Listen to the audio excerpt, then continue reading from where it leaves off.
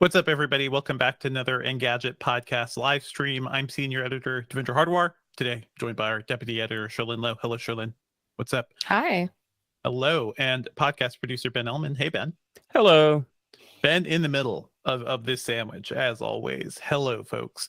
We're going to be chatting about the thing I think everybody was buzzing around this weekend is that Google AI sentience story from the Washington Post. So that's going to be kind of the big topic.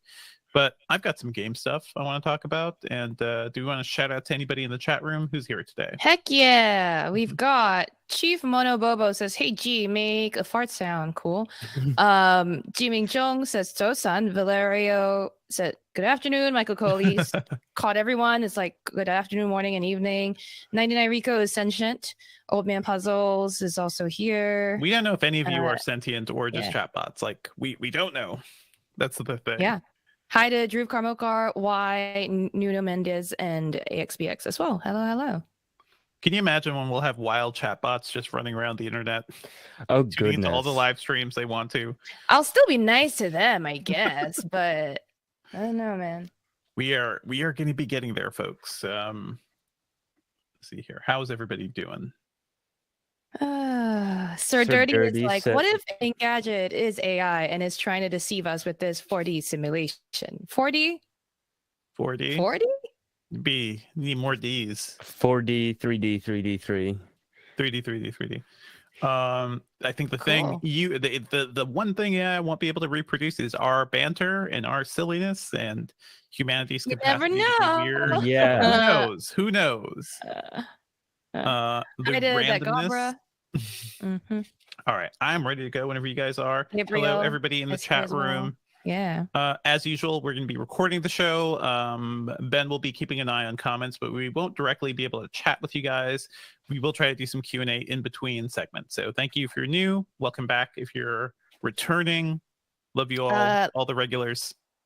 Yeah. Mm-hmm. Final round of hellos before we dive right into it. I said Drew Kamokar already, but Adam T, Rob Langley, Gabriel, and dude named Charlie all said hi. Hello. Good day. I think. Okay. Are you guys good? Okay, yeah, just give me 1 second. All right, then. Last thing to do before the episode actually starts is we're all gonna... Oh, yeah. I think my backup's going already. Let me actually... It's been going for a while. Okay. Yeah, everybody make sure that your recording programs are set, the right mic is set, the AC units are off. We all made sure of this before the stream started. I cannot do that because it's 100 degrees outside, but thankfully is it actually all my 100 degrees in Georgia? Yes. Wow. It's bad. It's going to be like this every summer, I think, so we'll see how long it lasts. Until it gets hotter. So... Okay, everything that is off can be off. That's great. So let's count down from 3. At the end of 3, we're all going to make a sound. Chat, you can clap also if you want. Why? You were premature and you knew it. Yeah. Okay, so Mark Deirdroff, dude named Charlie, everybody get ready to clap. Get ready to clap at the count. 3, 2, 1. Okay, a little bit of silence. I'll let you know when it's over.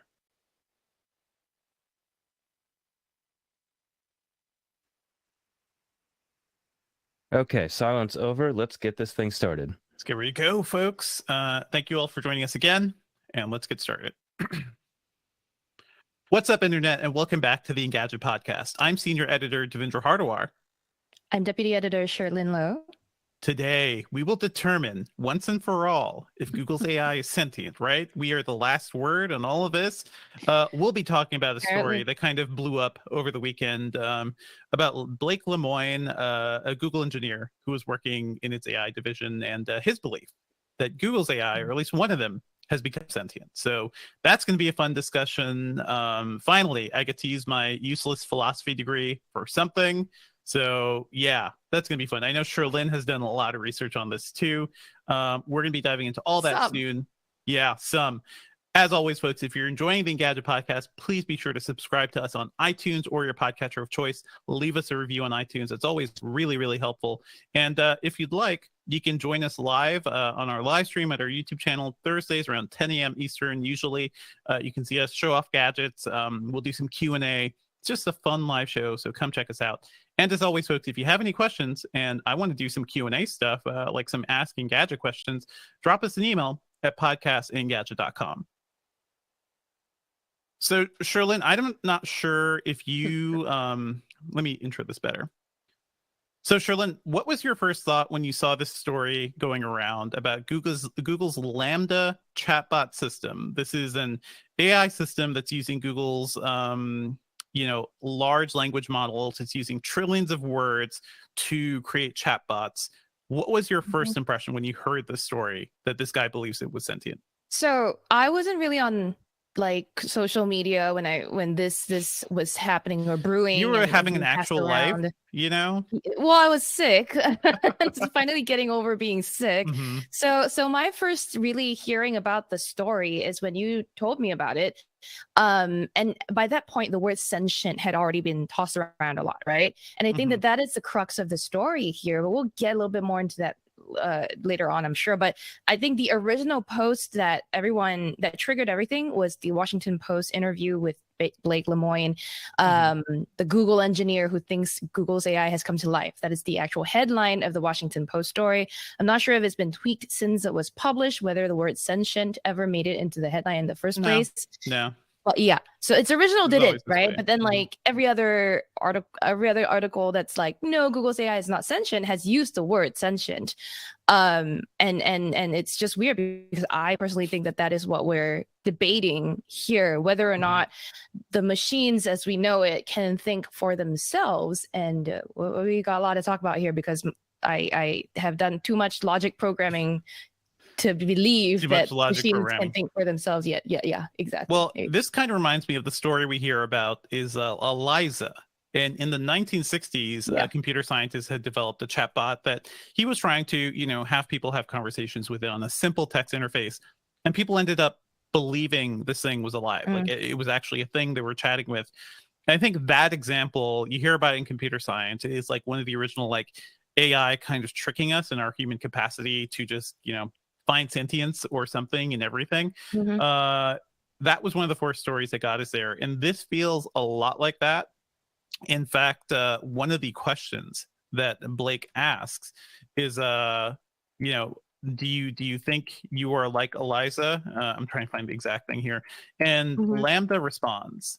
Lambda specifically says, no. That thing is just spitting out, trigger words. It is spitting out like data based on stuff that it already knows. I think that's one area where Lambda is not super self-reflective because that is also what Lambda is doing. So let's give you guys the full story here. Blake Lemoine, the real reason this article started because it has a really compelling headline, a really interesting subject, and also he was placed on leave recently at Google because not because he unearthed the fact that these things are sentient or Google is doing this stuff. It is because Google's saying he broke their confidentiality agreement. He's been talking to politicians working in one of the House committees, the House Judiciary Committee around Google's unethical AI practices. He's been basically giving them information, and that is kind of a no-no with Google. So he's on paid administrative leave. He's not been fired yet, but that is kind of where we are. And what's really interesting is that basically he has been working in the responsible AI division for the past few years. He's a guy who has a computer science background. He's an actual engineer, but he's also a priest, and he has this very religious perspective when it comes to technology and the way he looks at things. I looked at pictures of this guy. There's some really nice ones in the Washington Post article, but the stuff on his actual Twitter is very big guy I went to college with. The guy who wore top hats and flowery clothes, big milady energy from this guy. If you know what that means, if you know, so I know exactly who this guy is, and I love talking to folks like this who are really into like the deeper aspects of tech. And to give you some examples of the conversations that kind of led him here, we have some choice stuff. Anything you want to say, Sherlyn, before we get in? I just want to contextualize this for a moment too, right? Let's not forget that at Google I/O, Google unveiled an app that lets users also interact with Lambda 2, and Lambda 2 is what they just announced here, and Lambda is also at the heart of this issue here. I forget the exact app name now, but it's basically an app that we can use to test the prowess of this AI. And there are 3 scenarios that you can use. You can talk about a topic and get the AI to generate a list of different processes for you to learn more about a topic, like gardening, for example. And then you can also have this open flow sort of conversation with Lambda. And that I think is not necessarily exactly how Lemoyne was talking to Lambda, but it's a similar simulation here. Right, so go on. Yeah. I think the normal way most of us will be talking to Lambda is within specific like tasks. So like when you talk to a customer service bot or something at a store,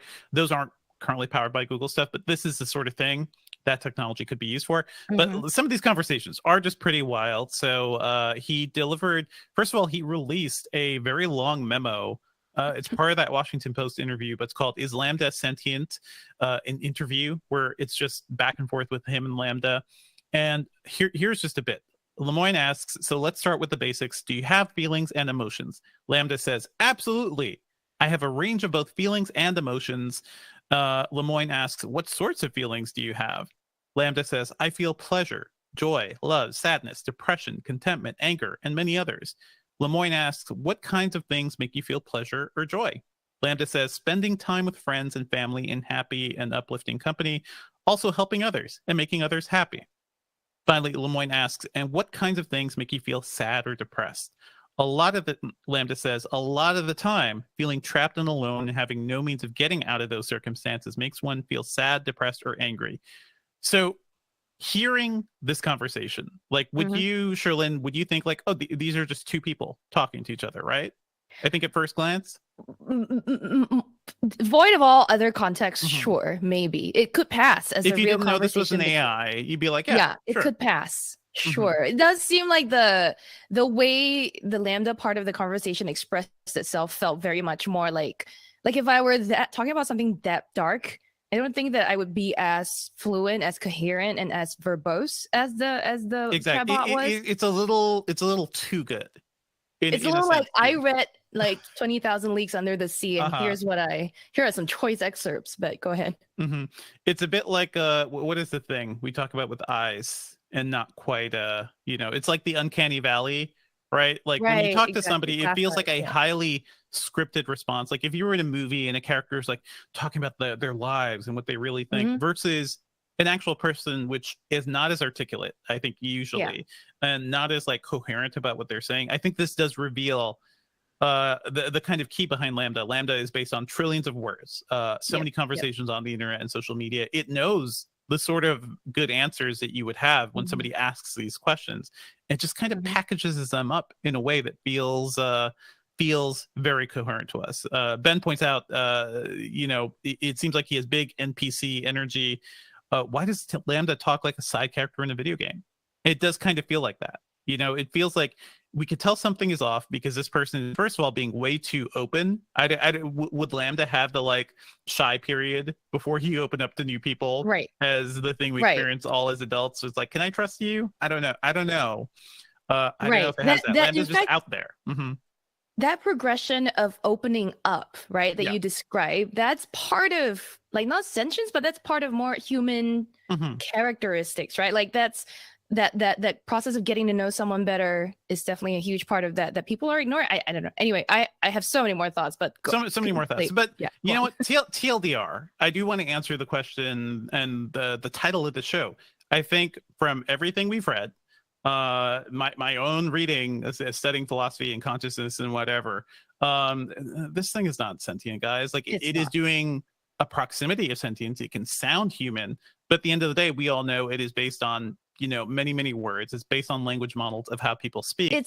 That alone does not mean consciousness. That you're 100% right. It's not. I'm not approaching this from the philosophy point of view like you are, right? I'm also approaching this from like I sort of mentioned just now, logic programming background point of view, which is that like in my head, just because I think, and I might be completely off base here, but I'm sure you have some familiarity too with like algorithms and how they work. It's just a series of like zeros and ones and yeses and nos and ifs and else, right?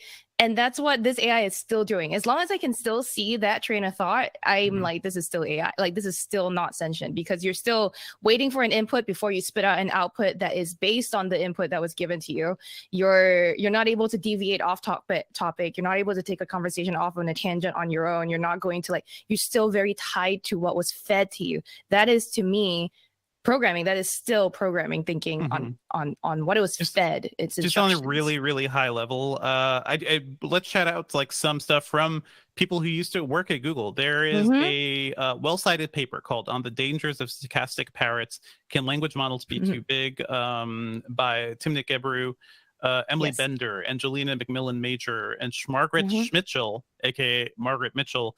Timnit and Margaret Mitchell are both AI researchers who were laid off by Google because of a lot of this pushback they've been basically publishing around the company's AI models. And the big idea here is it could be a problem if we feed too much language into an AI and then AI starts to seem human. You know, like that could actually be a fundamental problem for us as a society. It could trick people. Go ahead. Yeah. That's the question at the heart, that like we're moving on to from here, right? Which is that, like Bender points out, like a lot of different AI ethicists have looked at, why do we need AI to come off so human? Does that really make us so much more comfortable, or are we finding the boundary here where like people actually are uncomfortable, maybe, and blurring that line seems to become more and more like, or like less and less helpful? We're reaching the point of like diminishing returns with making AI seem conversational. Emily Bender had a good tweet thread responding to this too. She said, this story by Natasha Tiku, by the way, is the reporter. Great work here on this. Emily Bender says, this story is really sad and I think an important window into the risks of designing systems to seem like humans, which are exacerbated by hashtag AI hype. I do like that hashtag. Emily Bender says, as she's quoting the piece, we now have machines that can mindlessly generate words, but we haven't learned how to stop imagining a mind behind them. And she goes on to say, but it isn't only or even primarily about humans learning how to conceptualize what these systems are doing. We also need both regulation and design practices around transparency. And end thread. But these are the main ideas here, right? Like the AI is so good they can trick us. We also have no way to regulate or stop this too, you know? Like I just saw the latest Jurassic World movie, and I keep being reminded of the Ian Malcolm quote, your scientists did not think about, you know, if you should, they just kind of did it. It feels like AI is a lot of that. Yeah. The Emily Bender also wrote an article for The Guardian that says that reminds us, right, that using language models in place of search engines, according to Bender, will harm information literacy. Like she said, like, because people just can't stop imagining that there's a brain that could be sentient or could be like not benign behind all of it, and that's where people start to freak out. I spoke with my cousin, like I've mentioned before, who is like working in law and AI and sort of that stuff, and he pointed me to this like 19-page document. Thank you very much, sir. But the 19-page document from the CNIL, that's a bunch of French words for the French Data Protection Authority, who for them in 2017 they spent something like, I don't know, 60 days or something discussing AI, discussing data privacy and protection. And one of the things that like came out of it is just some guidelines as to like how we should move forward, how we should like continue to think about AI. I think of the 6 main ethical issues that came up, one is obviously whether or not AI is going to be a threat to our autonomy and free will, which I feel like everyone is like scared of already at this point. There's also like, hey, AI can create bias and discrimination. We need to be careful of that. And then there is also the idea that how much data should be collected in, you know, pursuit of this AI, how much of our personal data should be allowed to be used to be trained on, and that sort of thing. And then finally, like which and how much data should be used by an algorithmic model. And I think that's something else that Bender points out in the Guardian article that I was talking about just now, where like she was like, hey, we don't even know what Google is indexing or Lambda is indexing to learn yet. either. Mhm. And that sort of scope is where we can demand more transparency and where we can maybe get more regulation around. Because right now, that's what's lacking. It's tough. Like, look at what happened with social media. Look at what's happening with a lot of like the new tech that's coming, especially in the US. Like, lawmakers are not as well versed, you know, like you have companies building huge social networks with billions of users like Facebook, and when a senator in power gets a chance to talk to them, they ask Mark Zuckerberg about their Instagram account, you know, and how to get back into it too. So it is both, like, I feel like we need informed leadership and just better frameworks around this, because a lot of people are talking about AI in the way we talk about nuclear weapons, you know, where everybody saw kind of what happened with the first 2 atomic bombs dropped by America, and everyone was like, let's take a step back. Let's, like, that involved decades of countries talking to each other and negotiating, because they kind of saw the world shattering power of these things. We have talked about in the past, I've written about stuff like cyber weapons, basically, or the things being used by countries now to attack infrastructure or hack into systems. A lot of those things are also unregulated and causing a lot of damage. You kind of add AI on top of that. Like, we don't, there's a point where we cannot control or understand what is fully happening here. Yeah, I do think a lot of, just one thing I want to point out. At this point, researchers are like, I've seen a few folks being like, I don't want to have the sentience argument. This is actually pretty dumb, because the more useful things are like, how is AI harming people who aren't, you know, in charge of building the AI? How is AI kind of hurting people in the real world today? I think that is the better focus. But go on, Sherlyn. No, yeah, and to your point, the in 2017, that CNIL paper that I mentioned came up with 6 so-called practical policy recommendations intended for public authorities as well as general public businesses and associations, and it calls for not only just fostering education of all players involved in the so-called algorithmic change, but I think there's something about, like, the idea of being vigilant, the idea of being proactive in this space, instead of letting it happen and then reacting, having a reactionary sort of stance. I do want to point out that in our chat, I think some of our members in the chat are asking, you know, why is it that this person in particular, this person who was a Google engineer, was able to what made that conclusion? And I also just want to highlight that on Lemoyne's Twitter account, there was a tweet where I think he said that the reason he, like, a lot of people have questioned his like reasoning for like, where's the evidence, you know? He goes, people keep asking me to back up the reason I think Lambda is sentient. There is no scientific framework in which to make those determinations, and Google wouldn't let us build one. My opinions about Lambda's personhood and sentience are based on my religious beliefs. Yes. So I think that's a very important thing to remember. That is like kind of like the broader point too, and not to knock on the idea of religion or people who have religious beliefs, but that the tendency to think like think there is a soul to something that is responding to you naturally or organically, like it is kind of that. We don't yet have evidence for that. But I will also point out, we don't know how consciousness works in humans. We have no idea. I spent years like talking to people and professors at my school and like really digging into this, because it is a thought that I've had for a while, and I'm also interested in science fiction, and I'm wondering about that intersection of AI and consciousness.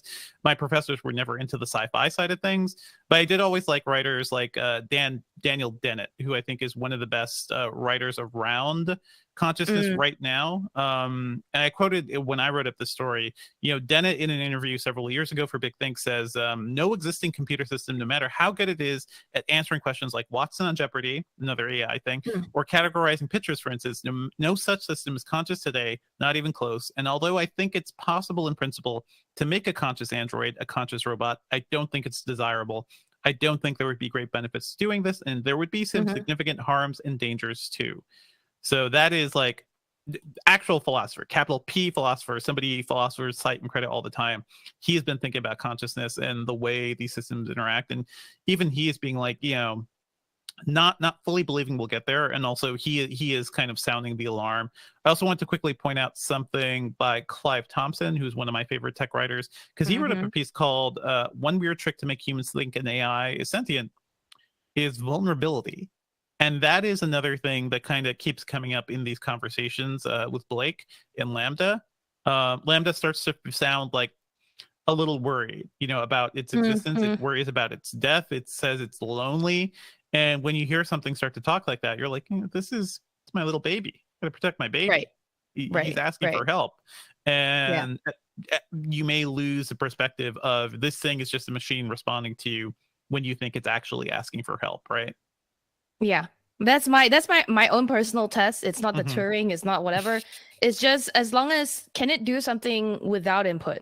That's my first step, right? That is a good step. And we don't actually input output. We don't see that. Like all these conversations with Lambda are based on questions asked by Lemoyne. They're all responses. We don't get to see Lambda just kind of sit back and think about things on its own or come up with ideas or topics on its own. Yeah. Yeah, just be like, hey, sup, bro? So like, how was dinner last night? That sort of thing. It doesn't, it's not that I want one. And I also like worry about having too much of this discussion about like what would let me believe AI is smarter, like has a consciousness. Because why? Because I don't want Google's, like AI training people to be like, oh, that's a good idea. Let's build that in. I don't want to encourage them to do that. But I mean, I'm sure they've thought about all these things. But I think ultimately, when I think about this stuff, I think of like the way AI is treated in the movie Her, maybe in the movie Ex Machina as well, where could be dangerous to humans, but also could be like they're just so far beyond what we are as beings, as intelligent beings. They just want to move beyond us, go hang out with their own kind, because like we are ants to these AI eventually. Who knows? So we will be keeping an eye on this story, and I'm sure the Blake Lemoyne saga will continue. I'm glad this kind of brought up this idea, but yeah, it seems like we're focusing on the wrong thing. We have brought up several instances where AI, Google's AI in particular, like does not work so great when it's applied to people who aren't the engineers working on it. Photo processing on black skin and dark skin, things like that. Ended up being huge issues for Google and things they had to course correct. And I think those are the more important things. The way AI affects us as a society, that seems like the big important thing. I mean, I think that's part of what like a lot of the AI, bodies and think tanks are all working on now, right? I think the exclusion and discrimination issue that's part of AI is being debated. But this is all part of it, right? Because if people think that AI can take off as a sentient being, and it has been built with these exclusionary, discriminatory sort of filters or like systems, then we get a being so-called that has all those biases, and that's not a great thing. And I think it's just all an interrelated argument. We cannot have all of them in a vacuum. These conversations cannot happen in a vacuum. Yeah, but as our podcast producer Ben points out, like there is the fact that this has taken off and everybody's talking about it. I see it on morning shows everywhere. It's on late night shows. People are responding to it. It is like a zeitgeisty idea. Like we are kind of waiting for the point where all this AI crap we're hearing about does something special, especially after I've reported on Watson. I've reported on like so many of these things companies have been working on. Watson kind of fizzled, right? It did Jeopardy. They sold it for some corporate like type of work, but it never actually ended up being the massive AI thing IBM was always hyping.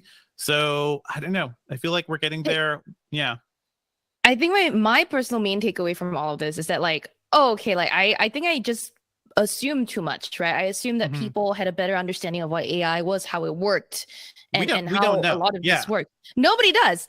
And I mean, I was assuming on the base level that people understood computers, I guess. Like that's something that I learned in we understand that, some of my school days. Yeah, not everyone gets that though. Like I think if you don't even start out with a basic understanding of that, then you have more of a tendency to believe that there's some kind of magic, some kind of wizardry, and therefore something that could be born from all of this. It's such a human thing, right? That belief is what helped us survive as a species, right? We told stories around nature and things we didn't understand. We came up with moral stories to help our societies have rules and not kill each other. So, this is what we do. This is the most human thing we do.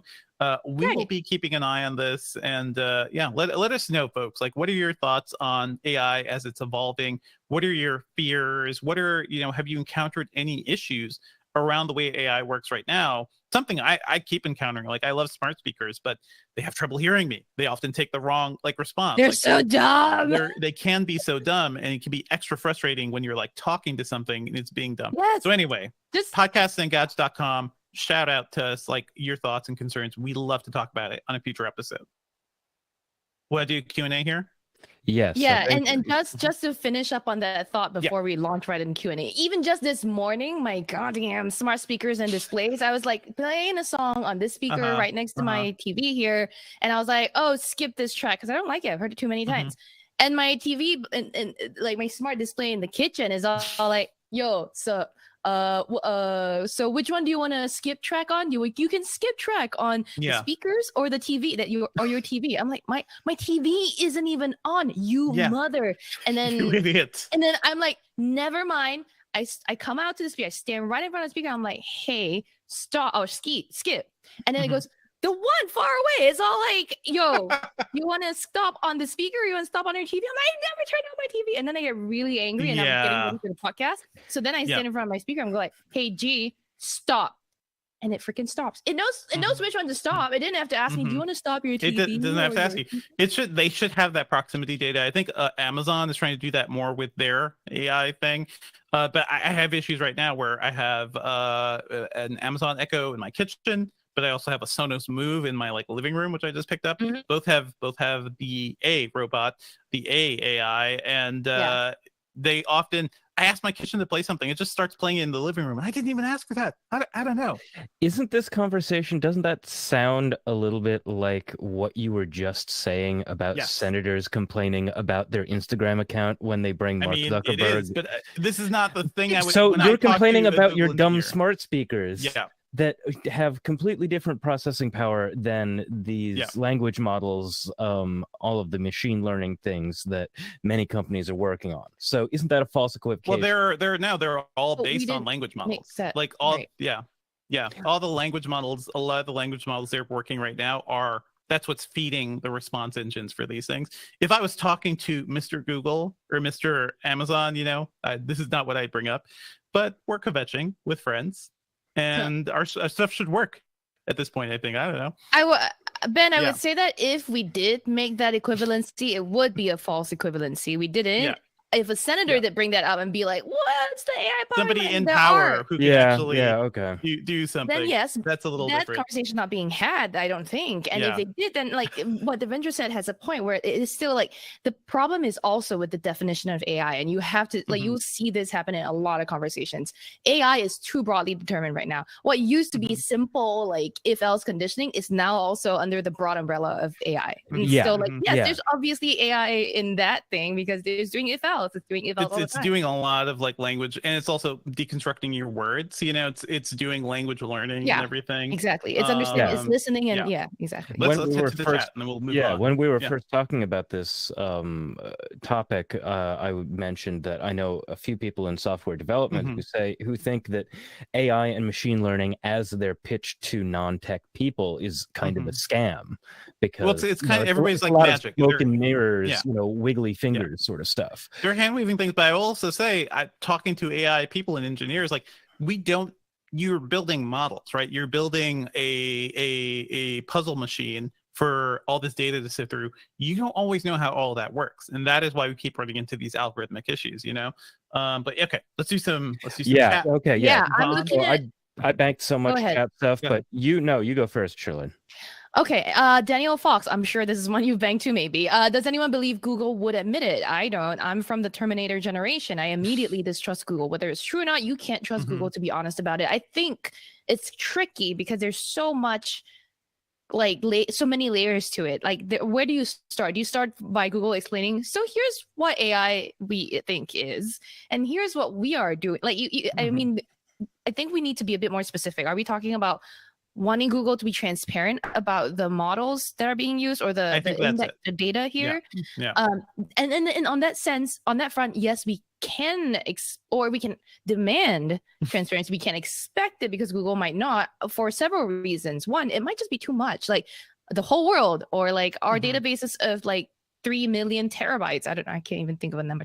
How big biggest number you can think of, right? That's how much data we're feeding. Are you going to ask for that data in documents and read through all of them? You're probably not. So like, yeah, we are in such uncharted territory, but I do think of stories where like societies have banned AI, where society have been like, we cannot control this thing, so we cannot allow you to build it. Yeah, basically. I don't want to keep evoking science fiction, but I think science fiction, that is the template for where we've thought more broadly about these things, whereas a lot of general people are like, you're telling me this AI is sentient, and it's like blowing their minds. Science fiction has prepared us for the future. I mean, I think that it's actually a great thing that some guy came up with some rules for robots even before we really had robots. Thank you, Isaac Asimov. Guy. Yeah. Okay, so we got some. The chat was really hot during this segment. It sometimes got to like hits blunt territory, but that's where you go when you're talking about the nature of consciousness. So AXBX says we should define sentient first. If it's a philosophy or biology question, not a question tech guys can answer. We also very relevant. We don't know. Like, this is a thing I pointed out. We don't necessarily know how consciousness works in humans. Like, we know we are pattern recognizing machines. That's what our brains are. We can come up with concepts that are abstract, that aren't there. At what point does a complex system become something that can think on its own, reflect on itself? Those seem like the hallmarks of consciousness, and that is something philosophers have been talking about for hundreds of years, but thousands of years. But we don't know. And I think one of the things I love about philosophy and tech in general too, like, I love existing in a space where not everything is solved. Like, I want to help us to figure out these things. I love to live on the edge of uncertainty. But yeah, folks, we don't know about consciousness. All we know is, like, we know how we can determine if you're talking to a person, but if it's like the black box situation, like, we can easily be fooled these days. Yeah. And to your point too, once we secure a definition of consciousness, right, and even removed from technology, what does consciousness mean? Then we go into that other science fiction thing that you also sort of mentioned, that like, once you figure out what it is to have a consciousness, then let's learn how to transfer consciousness and extend life. Like, that's kind of where the whole discussion keeps heading. So then we had another comment from Mark Deerdorf saying, until humans harvest their own stem cells, train them into neurons, create personal AI appliances not subject to ethicists, will AI be truly a reality? Only organics are intelligent, not crystalline. To that I say, homie, that could possibly be extremely bigoted in 50 years time. We don't know. And here's the thing. That could be a very bigoted statement. That could be very bigoted. You don't want to say that anymore. There are a lot of things we don't know, folks. Like, I see people responding like, Sir Holmes in the chat says, whoever created intelligence did with blood and flesh, not once did they think to create it with computers and electricity.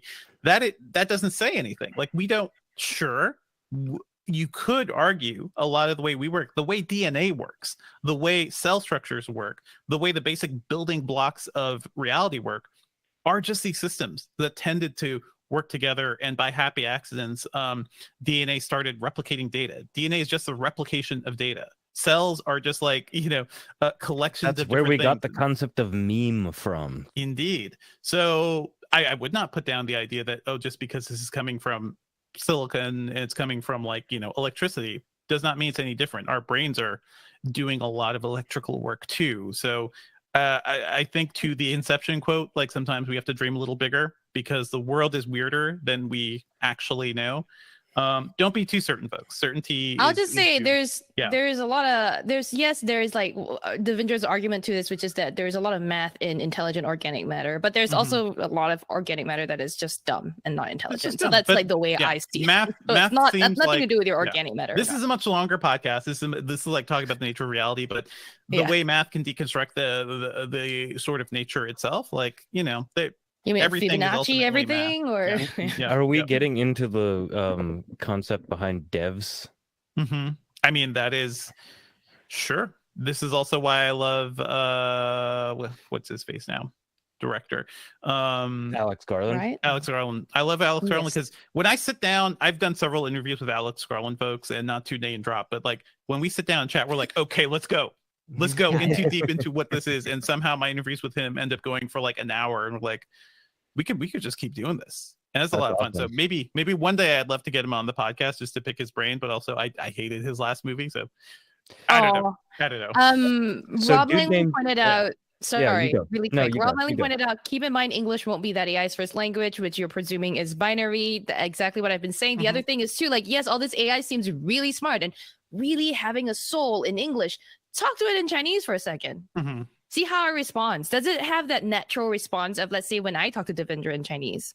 Like, then we see. But then, you know, of course, they're going to just start training things in Chinese. I mean, it's Go on. language is irrelevant after a certain point, you know. But So. that After a certain point, actually yes. But for now, it's a very English first approach. that actually connects with something that Declan Flynn said, which they ask, you know, what does it do when someone's not chatting to it? Does it stop? Does it go to sleep or research new ideas on its own? Does it self-improve, or does it just exist to do whatever it was programmed to do?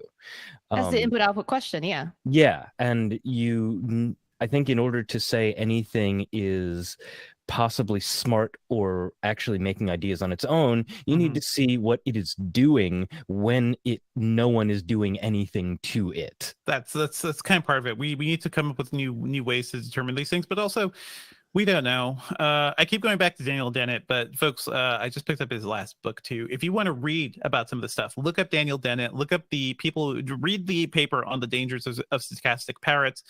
You can find it online. It's publicly available, because this is the stuff we have to think about for the next few decades, because the AI systems will start to be less fake and actually more legitimate and starting to power more things.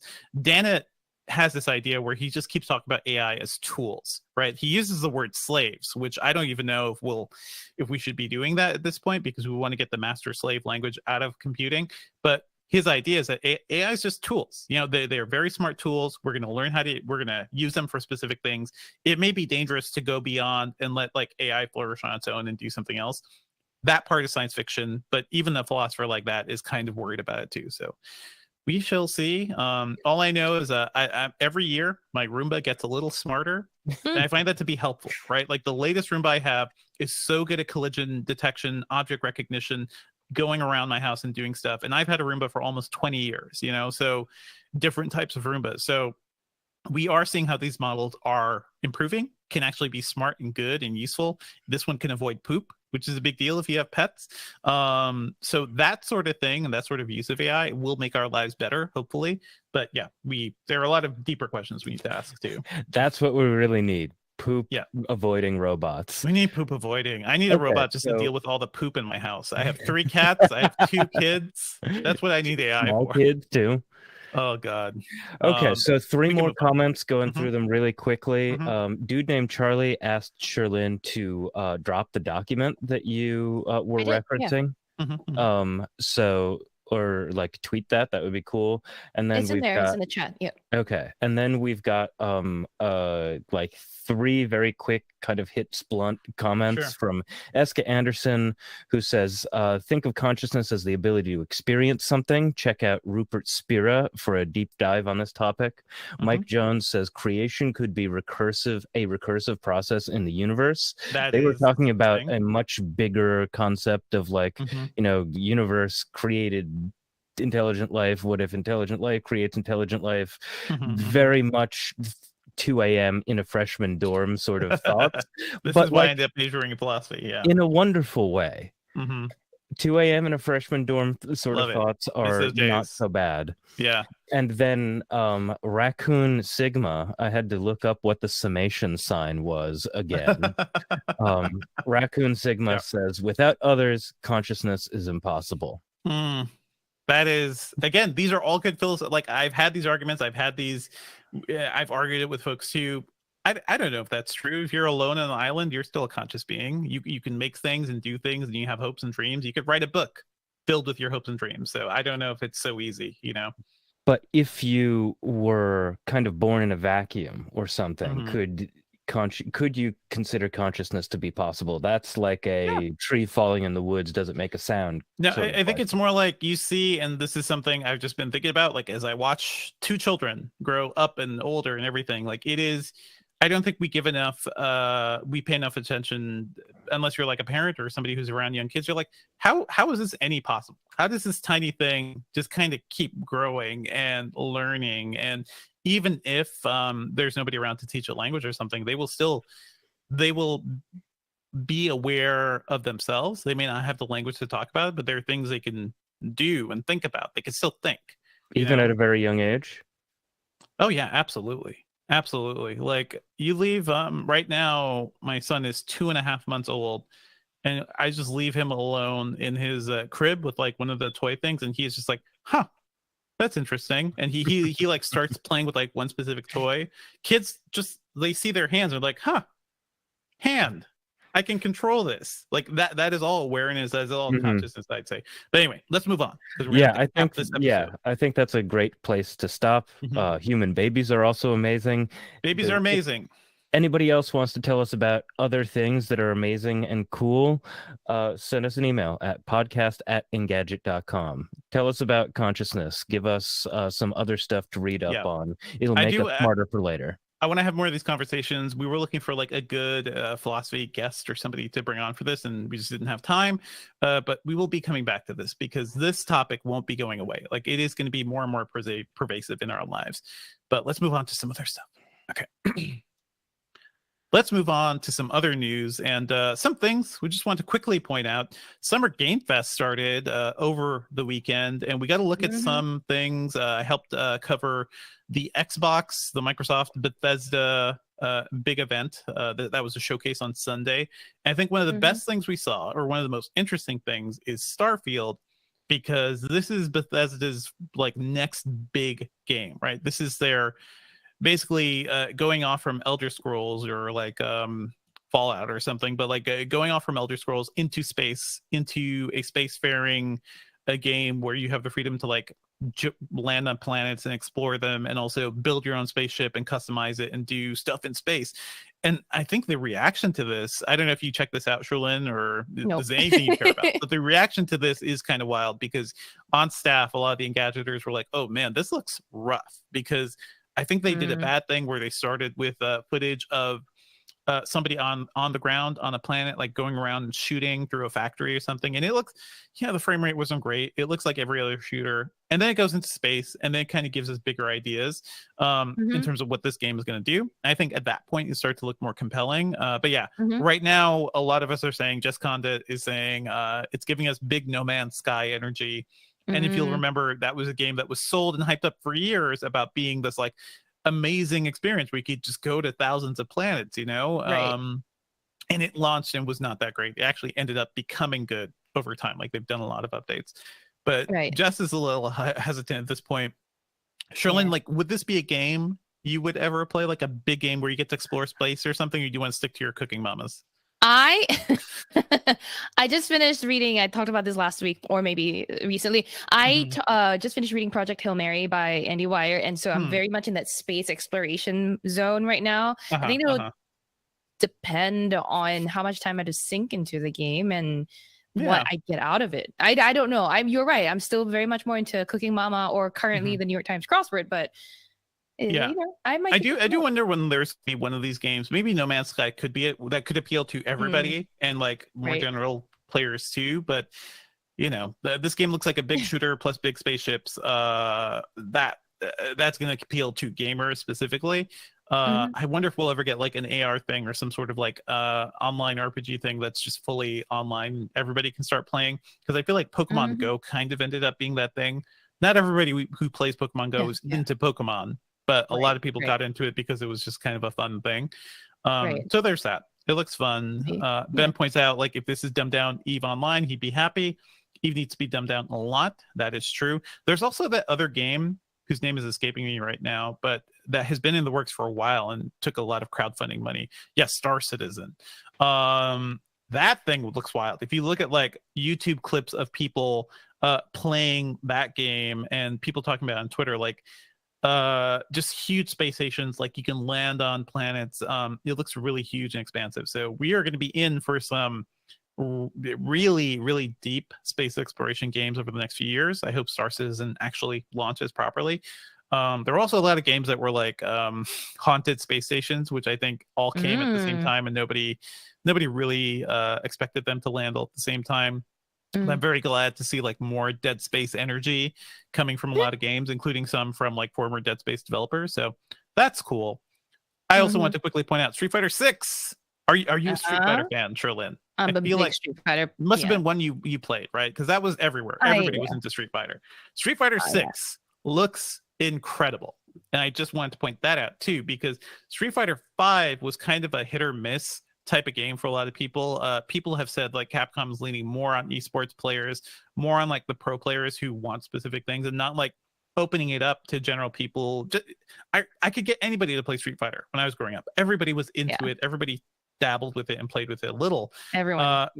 Yeah, Street Fighter 5 launched without a single play, like without an arcade campaign, I believe, like without actual storylines and stuff.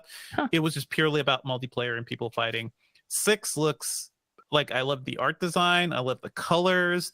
There's like I feel like big LA hip hop street like influence in here too, both in the designs and like just the colors we're seeing. So it looks really good. We have an older Ryu who is like big and beefy and muscly. I don't know if you have things about that. No, I mean Ryu was never one of my favorite. Like Ryu and Ken, I'm like, ugh, basic. Just. But then like I'm reading Jess's coverage of it right now. It looks like they've also introduced like new controls and a drive gauge, and that's interesting. Like my experience, like you hit one button now, you could do a Hadouken, which is for some people will be nice. Yeah, which good for y'all. My experience for like special moves was holding the down button and then like fight, and then like waiting for Blanca to like power up and shit. So you're one of those people. Okay, sure. I'm one of those. I'm like PC Street Fighter player. You way back when. You just want to be Electricity Blanca the whole time. But I do remember growing up. Always Chun-Li, but that felt too on the nose. Too on the nose. Learning the movesets, like learning to perform a Hadouken felt like magic when I was a kid. Yeah. I never played in the arcade much, but on the Super Nintendo, like in Genesis, like I played a ton of those games. So I think the idea is they want to simplify it so everybody can jump in and play a little Street Fighter. Maybe eventually, like you can still do the Hadouken, joystick motions if you wanted to, but for new players they're going to have simpler controls, which sure looks cool. I don't think bring it's a more problem. People in.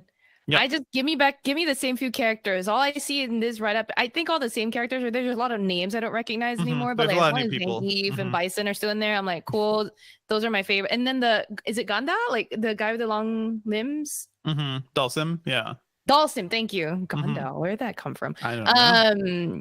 I don't know, but yeah, I just want. I think for me, it's like a nostalgia thing, right? And I want the characters and the powers that they have that I'm familiar with to be still there. And it might, I'm half tempted. I'm just looking around my basement, being like, I have a corner, I have a spare corner. I could just put an arcade cabinet over there. Just all the games I loved growing up, like all my Street Fighters, the X-Men games, the Simpson game, like all the Teenage Mutant Ninja Turtles game, because there's that new side scroller that just came out, or the new brawler. So what I really want is that Black Mirror version of this game, right? That the Street one where you go into VR. That just seems they weren't actually moving; they were doing it with their minds. So that was a really good concept. I'm not going to ask you what you're going to use that for, Sherlyn. So let's move on to the next game. Just to fight. The next game. Quick things, quick hits. Hideo Kojima, the notorious developer, the guy behind Metal Gear and Death Stranding, has announced that he's going to be making his next game for Xbox. That is kind of a huge deal because he's been very PlayStation focused for a while too. But ever since splitting with Konami, he has Kojima production, so they made Death Stranding, which is a weird game. I played a couple hours of it and just could not quite get into it. But I love that there are designers like him out there that can just pursue all sorts of weird ideas. He says he's going to use the power of Microsoft's cloud to make a game like we've never seen before, and just that idea is very intriguing to me. So sure, give Kojima all the money that he needs and all the time he needs to make something weird and new, and maybe I'll like this one better. And also quickly, Overwatch 2 had some news at the Xbox event. It's going to be launching free to play on October 4th in early access. So that's not the final game, but it's going to be in early access on Xbox and other platforms. Finally, we have something about Overwatch 2. We talked about this with Jess a couple of weeks ago. I don't know what the state of that game is, and I just looking at everything else we have to play these days, I don't know if I care too much about Overwatch 2, but I hope it turns around, because I'd love to play it at some point. Okay, let me just pull up this other article. Okay, we're gonna do these quickly because we're just kind of running out of time too. Sure. But I'm sure you have some thoughts on the Health and Location Data Protection Act. Yeah, we can easily. Did you want to introduce this one, Sherlyn? Because I've been talking for a while. Sure. I was going to introduce the Walkman one, but I can do this one. Go for both. Yeah. Okay. All right. Outside of gaming news, more regulation proposals coming up. We've got the Health and Location Data Protection Act that is like a bill that's being proposed. And it apparently comes after a motherboard report that there's brokers selling location data on people that were visiting abortion clinics in particular, which is extremely timely and extremely shitty. So this bill would give the FTC and individual people the power to curb some of the worst abuses of such data. So it's not going to be like all powerful, but there would be some limits, power of limits granted to people. What do you think about this, Dev? I think it's a big deal, and also I'm not surprised it's coming from Elizabeth Warren, who's been doing a great job of like dealing with consumer protections and just like really fighting back against the tech industry's worst behaviors. But location data is one of those things where I don't think we don't think enough about how that's used by other companies. But I remember talking to startups like a decade ago, once people started walking around with smartphones, so many people are like, how can I use this to my benefit? How can I use this for marketing data? How can I use this for, to sell people better ads? How can I use this to like make my Yelp search or something better?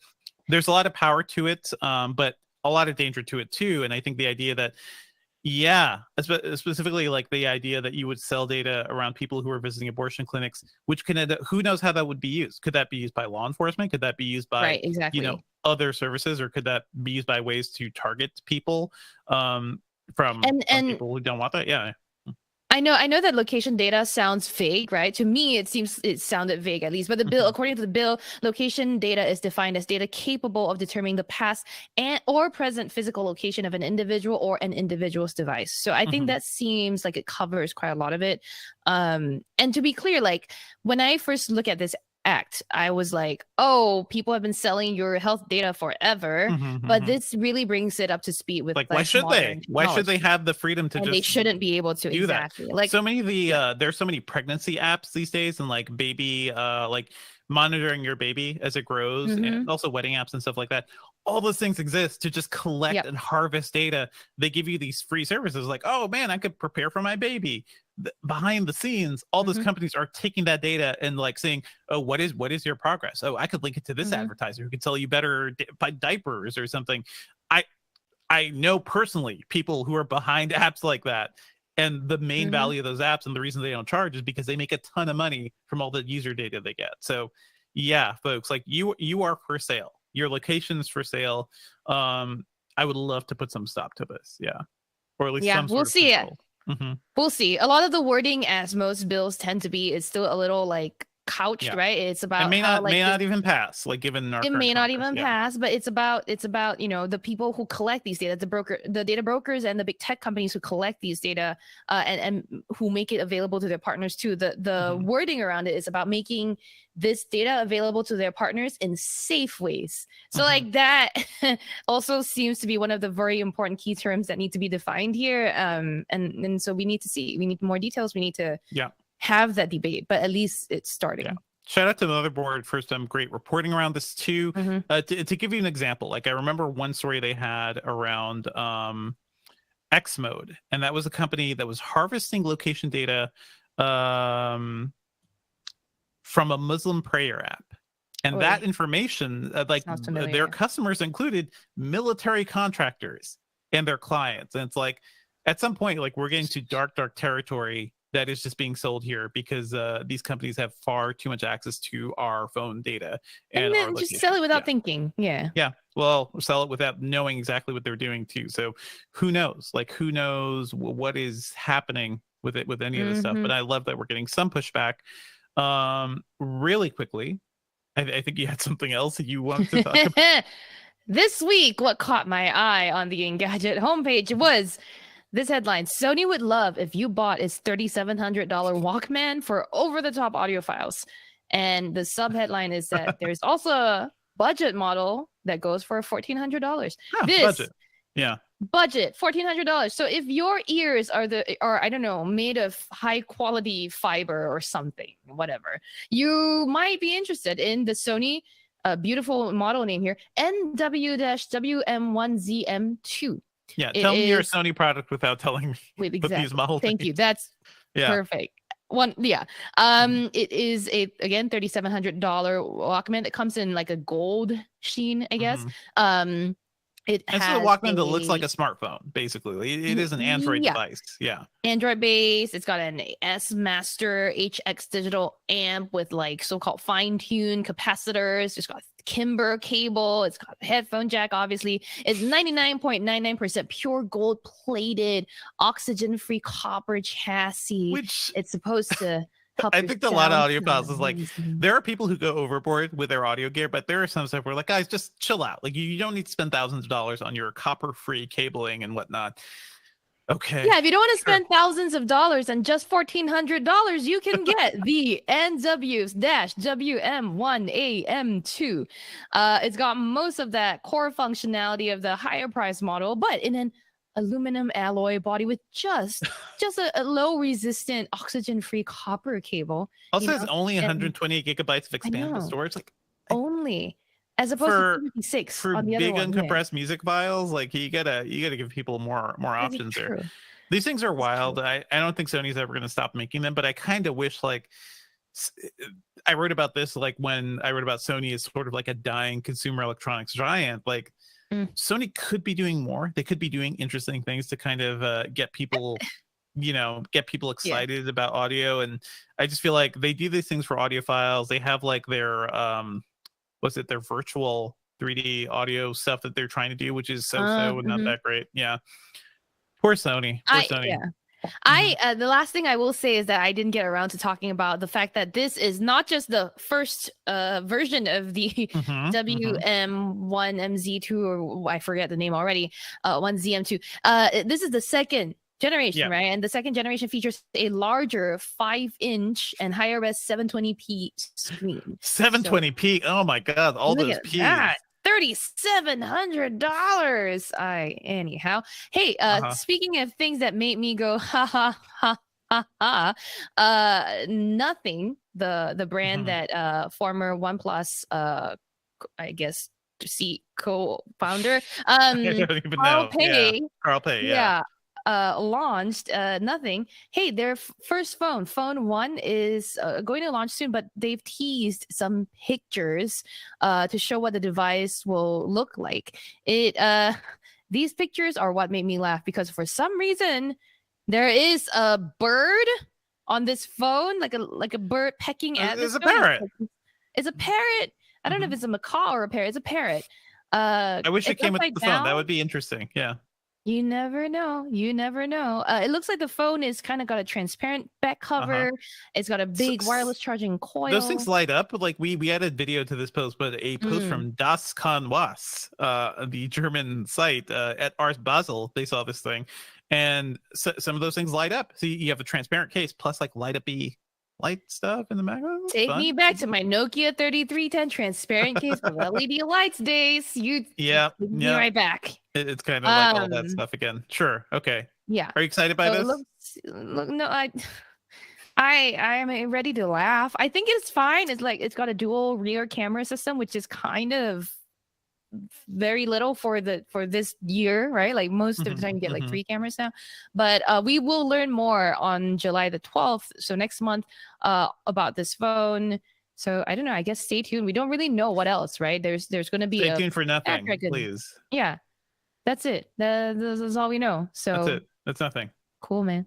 Nothing is Cool. here. We got more. Okay, let's move on to what we've been working on. I can't actually talk about some of the things I'm working on, but I'm reviewing laptops. Yeah. I can say that. I'm thinking about the stuff we will be reviewing Yeah. for the next couple months, and I'm going to be going again on the second half of my paternity leave in August. So that I'm just out then. So it's all you, Sherlyn. All right. You got to deal with it. No, I'm gonna die in August. Yeah, so I'm gonna take it easy from now until then. No, I am working on stories in the background that I like to do when I have the time to do them. The more reported features, the ones that unearth more interesting, trends and things happening to people. I'm still working on my fitness tech training. And I'm looking at the world of medical technology. If you have anything you want to share there, you send me an email at podcast@engadget.com. Are you getting ready for the hopefully more medically powerful Apple Watch, right? Like that is the idea that they're going to go more. Yeah, I mean, there's also we should be expecting some hardware here and there, or at the very least software. Right? I want to start playing with. I can't talk much about any developer previews that I may be testing. I know that they're out there, and I might try to play with them and get an early look at some features coming to things like iOS or Android 13 and stuff like that. But that's gonna take some time. Alrighty, let's move on to our picks for the week. What have you been watching? This is depressing. I've been watching. I feel like this every one of your sessions starts with that, at least for me. But okay, go ahead. Yes. First of all, last week, I don't know if you heard, Devindra, I told people I finally saw Moonfall on the plane, and I texted you. Remember? Yeah. I told people about the beautiful line of this guy who can't go to space because he has IBS. But I have been watching even more depressing stuff on Netflix, a pair of documentaries. The first is called Our Father, which was launched a while back. And then the latest, I'm sure you guys have seen this if you've been looking at Netflix, Keep Sweet, Pray, and Obey. These are two documentaries that look at one. Okay, so Keep Sweet's about the FLDS, the Foundational Church of the Jesus Christ of the Latter Days. I can't tell you the full name, but it's the Foundationalists, or otherwise known as polygamists, right? And it just takes a look at the people who have grown up in that world, and some of the misbehaviors, the crimes actually of some of the people who have run that, specifically Warren Jeffs, the son of the original prophet of this religion. And it's just, whenever you think that you don't understand how people can behave in bad ways, how people can think in certain, how people can disagree with you to begin with, then you watch a documentary like this and you're like, all right, there's people out there that grew up in very different circumstances, but that also have just very nefarious reasons for doing things. So Keep Sweet is one of them. Our Father is the case of the, one doctor who, used his own semen to artificially inseminate a ton of women. And it was only discovered through 23andMe and that sort of stuff that these people were all related to each other in a really small town. It's another one of those cases where you're like, oh, wow, the technology helped to bring this to the forefront, but how did this person think they could get away with doing this, and why did they do this? And it's just all very a lot of weird stuff. These topics, by the way, bring up the idea we're gonna have some sort of AI religion soon at some point, because that is how humans process things. That's how we kind of come to terms with things that we don't fully understand. So I am not looking forward to that, because it is going to bring together the worst of our religious tendencies with tech, baby. Oh boy. I know. All right. Something more fun I want to shout out is Ms. Marvel, which is now on Disney Plus. I have been looking forward to this show for a long while. This is the series about Kamala Khan, a teen Muslim girl, a Pakistani Muslim girl from Jersey City, who finds herself with mysterious superpowers. And she's also sorry. I mean, okay, sure. She's also an Avengers super fan, right? She the first episode is all about her going to an Avengers convention, and I do kind of love it. This is such it is such a fun series. It's so colorful. I think Iman Vellani, who plays Kamala Khan, is so perfect as a teenager who comes from a nice family, but also wants to rebel, wants to get away from her slightly controlling parents and her religion that is controlling her a bit, but it's also not. it's interesting. This is the first like Muslim character in Marvel that's to headline a series. The character was created. The most recent iteration was written by G. Willow Wilson, who's a Muslim writer and comic writer. So I've wanted this show to succeed. I think conceptually it starts off so much stronger than some of the other Marvel TV shows. Like I really want to get into Moon Knight. I don't know if you saw Moon Knight, Sherlyn. Moon Knight. I like it is Moon a mess. Knight. Moon Knight was kind of a mess because I didn't. It's kind of all over the place. It's all over the place. I didn't care about anything. Yeah, really. I know. It kind of I like the first episode and the idea, right? Like you said, strong concept, strong opening, and then like I kind of got lost. Yeah, exactly. Falcon Winter Soldier, what a disaster that was. Sad. Hawkeye was fun, but there have been like varying levels of quality. I think this one is like a solid home run from the first episode I've seen. It's also like really good for kids, and not all of them have been. So there's no serious violence here. It's not like really adult or weighty. It is very colorful and poppy. It's very much like the Scott Pilgrim movie, which I love. It has a lot of those like comic influences like right in the show. So I think it is fantastic. Check out Miss Marvel. Read J. Willow Wilson's comics about her. My daughter Sophia also loves the character because she has a little Kamala Khan doll. So I love that this character exists, and I love that the show is actually good. So that is it. I think you would enjoy it, Sherlyn. Give you some break from like the scary religious documentaries. Yeah. All right, I think you can wrap. Yes. For everyone that's watching, we're just going to do the recording of the outro, but we're going to talk to you after I do this part. Okay. Well, that's it for the episode, everyone. Thank you as always for listening. Our theme music is by game composer Dale North. Our outro music is by our very own Terrence O'Brien.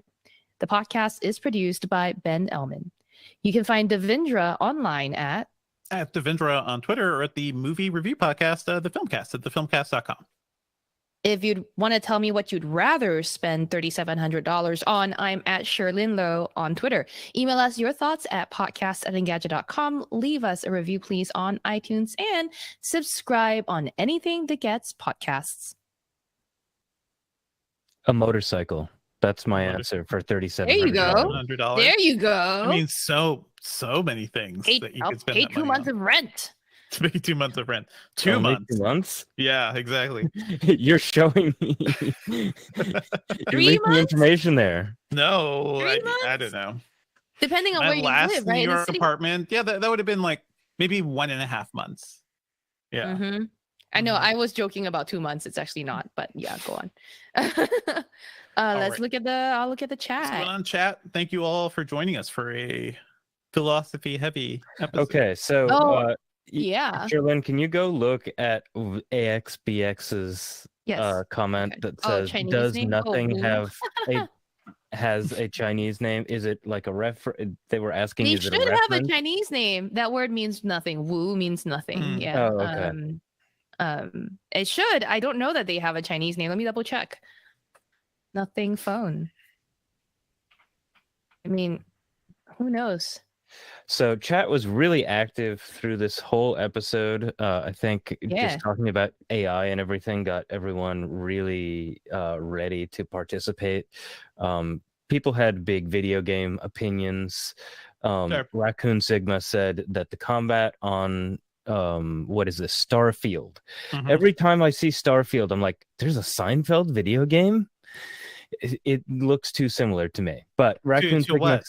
To what? Starfield and Seinfeld. Just the words Starfield and Seinfeld look a little bit too similar to me if I'm reading it. Sure. Because it starts with now I'm imagining Seinfeld in space, and I would want to play that game. So I do want to play them stuck on a space station. They never got to do that, man. Raccoon Sigma says that the combat looks generic, but the space exploration and story looks enthralling. I love space exploration video games. I was just saying in the chat that I really like No Man's Sky because of that. Have you done VR No Man's Sky yet, Ben? No, I haven't. Sounds crazy. It is pretty wild. It's pretty wild. I need to play more of that, to be honest. Like, I have the room for it. Yeah. Rob Langley agreed with me and said that one of the reasons, so I suggested, No Man's Sky has kind of little point to it. Like, yeah, you could do the story as it's loosely stated to You're you, but just you don't resourcing and necessarily have building. to.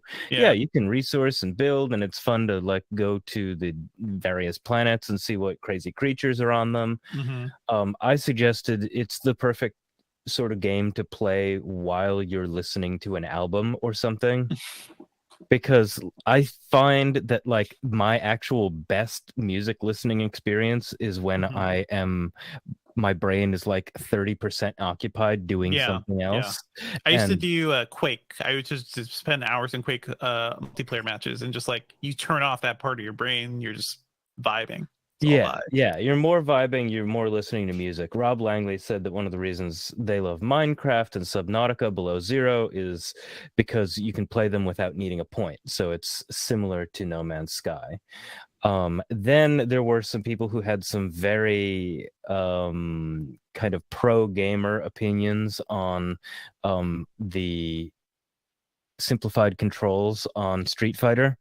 It's not for you. It's not for you. It's okay. Yeah, it's not for you, but also like totally understandable. People get really, really purist about their fighting games. I will say this. I should have said this in the episode. The purists are ruining fighting games. Let me say that. Like the people who have gone too hardcore and the esports people, they have like locked off so many fighting games so that nobody can get in. And for me, I'm like more of a casual guy who will occasionally hop in and check out some of these things. Nobody feels welcome. You can't like, the community has gotten a little too pure. So yeah, we got to open it up for it to survive. Wonder what Sonic Fox thinks. Sonic Fox has definitely played early builds of Street Fighter 6. Yeah. On the Sony Walkman thing, a lot of people had good points, which is that like Sir Holmes said you can hear a difference, but only like a certain group of people. I'm not sure. Really young, right? You got to be really young. Sir Holmes was saying it's really young people. I think at least I agree that at the higher end of the age spectrum, you probably aren't going to hear the difference. The time where you can actually sit back and afford and buy crazy expensive equipment is the time where your hearing does not actually capture that stuff. It is a weird twisted thing.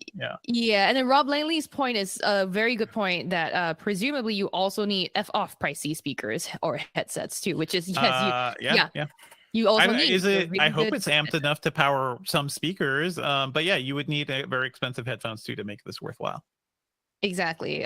Which Sir Holmes also said, only on big equipment, big loudspeakers, not just headphones. You're right. I don't think there's headphones that can like really do a $3,700 Walkman justice. There are. Maybe the $600 AirPods Max. I don't know. But there's probably. I just move my camera slightly. So sorry, Julio. But to show you guys what's happening, like, I believe in big speakers. I believe in nice big speakers. Look at you. They're way too big. I gotta get some stands or something. But what are those? Give us a. These are KEF Q150s, which I think originally retailed at like $600. I got them on sale for $200. So I was like, yes, I get them. Yeah, I was like, I don't. Wild. It's wild. My big dream is to eventually get some of those, like the giant Klipsch Heresy speakers, the one that's sit on the floor, and they're like $2,000-$3,000 a pair, even more. I want to get one of those. By the way, if anybody wants to do me a big giant favor, just like if you're looking at speakers and you find a good deal, tweet it at me. I'm at Hey Bellman on Twitter. Also, quickly, just to circle back to AXBX's question about Nothing's Chinese name. I spent like just now like 5 minutes looking for it. And they're based in London, and they don't, even when I switch my website country to like Hong Kong, because they don't have China, there's no Chinese character that pops up. So I don't believe Nothing has an actual Chinese name, which is a choice. It's a choice.